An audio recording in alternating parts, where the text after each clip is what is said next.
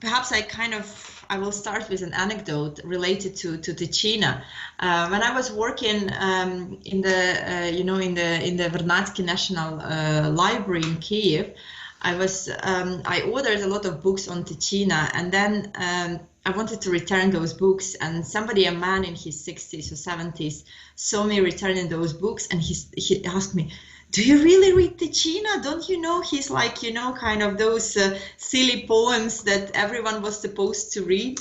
Like, he's not a real poet."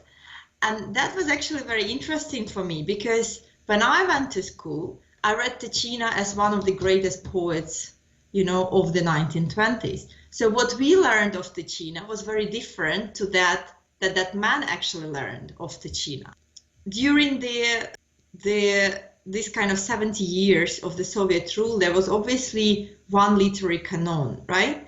And then with the independence in 1991, in Ukraine, a new literary canon started to be developed by returning the names of those from the 1920s. And of course, the Khvylovy and Tичина were one of those kind of members of that new canon. It is interesting that Khвильовий, for instance, he had not been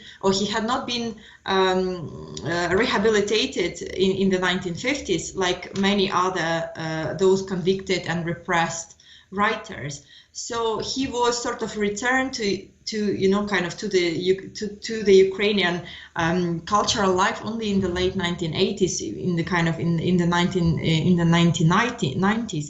So what I want to say is there are obviously kind of, on the one hand, we try to forget everything that was Soviet and create something, that is Ukrainian, and kind of the foundation of the new literary canon is very kind of anti-Soviet.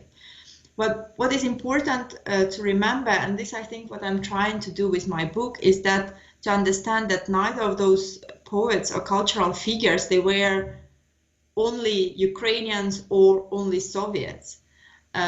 So you need to understand that there was not either or, like the choice like either or was not really an option for them.